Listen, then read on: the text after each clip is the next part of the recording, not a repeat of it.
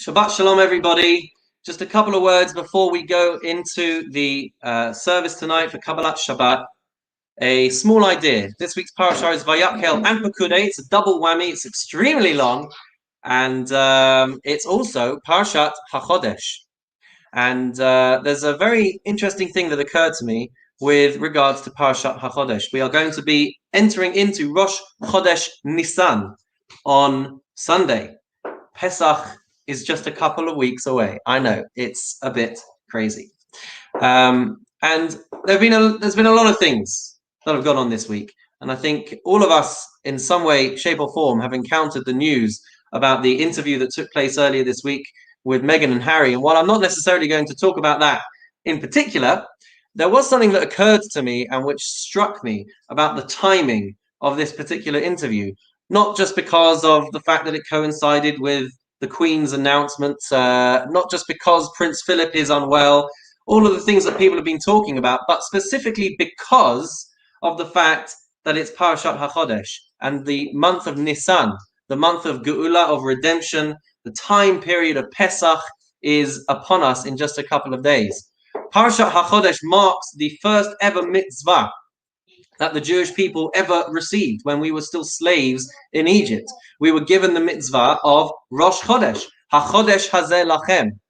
And this concept of Chodesh, of newness, the new month, things which are Chadash, things which are new, we will look around the world, we'll look around at society, and we'll see that we really embrace things which are new. That's just the way it works. We're all chasing after the latest phone, the latest car, the latest computer, the new toy, the new thing that's going to give us that little bit of a kick. The world runs almost on wanting to have new things. The excitement that comes with that, we all know in some way, shape, or form what that feels like. And yet, even though the world seems to revolve around the concept of Chadash, always seeking things which are new, we're about to celebrate Pesach.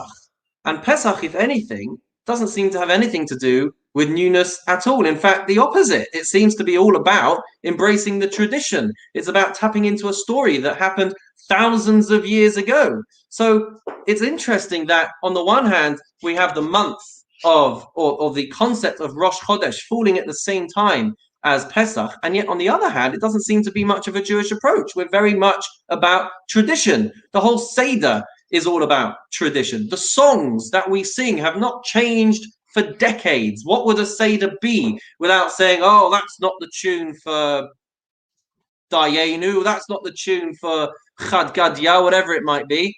We try and keep to that shape as much as we possibly can. We don't rewrite Judaism. We don't rewrite traditions. We try and keep things the same. So how is Judaism able to keep up if the world is all about newness?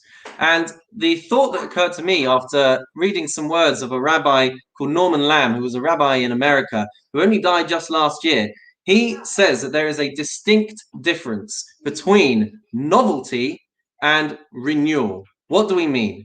With novelty is the kick that you get from the inclination that we have for newness. When we get that new gadget, when we get that thing that we're craving, that we really want to have, and we get a feeling of excitement, anticipation, satisfaction, the dopamine effect, whatever it might be, novelty is something that everybody tries to attain in their lives, but it's a newness that comes from something external to you. We try and find things that will give us that sense of novelty. Renewal is something completely different. Renewal is about newness from within. And that is the mitzvah of HaChodesh Hazeh Lachem. That is why we have a concept each and every single month of Rosh Chodesh, of sanctifying, marking a new month. And that's because as Jews and as people in general, we all need to make a conscious effort to do things differently, to embrace and encourage newness, bringing rejuvenation into our lives. And we need a constant daily and monthly reminder of that as well. We have to challenge ourselves to bring newness in. It's something that requires effort, but the effort brings about creativity. It brings about enthusiasm. It brings about the ability to infuse that which we do with more meaning and more passion and more excitement, and allows us to reach new heights. And it occurred to me with the whole debate, the whole conversation taking place about Meghan and Harry and the royal family, that these concepts apply in some way to them as well.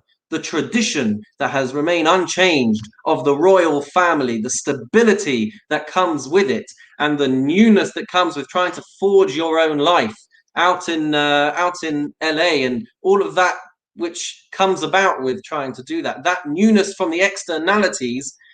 As Jews, we have to find the balance. We have to figure out in our own way, in our own pace, and in our own lives, how to find the newness, how to find the excitement, how to make it real, meaningful, and impactful for us. And the passion that comes with that really drives at the heart of why we have a commandment each month to mark Rosh Chodesh, why we have the whole process that used to take place around making a new month happen, especially in temple times. There was a whole process that took place.